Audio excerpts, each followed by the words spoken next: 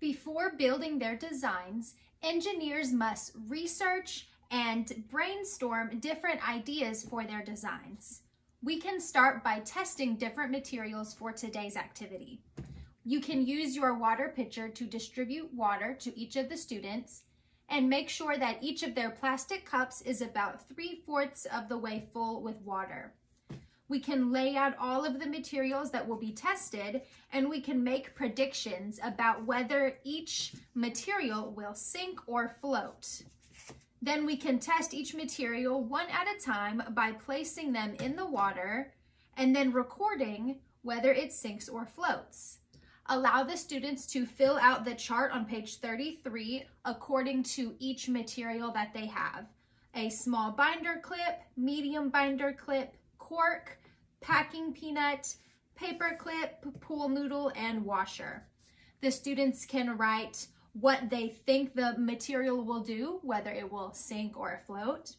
They can write what they see the material do after placing it in the water. Does it sink or float? And if they push the object below the surface of the water, does it pop back up or does it hover below the surface? So this will require the students to really make some observations and to really watch whether that object will pop back up or whether it will hang out just below the bottom of the surface of the water.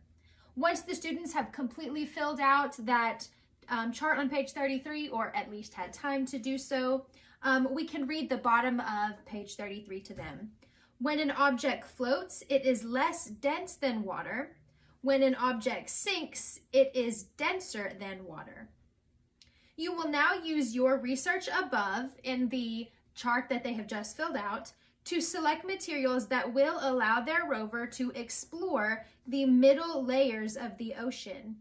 In order to do this, your prototype must partially sink and partially float at the same time, or flink, because it's float and sink. We call objects that neither fully sink or float flinkers.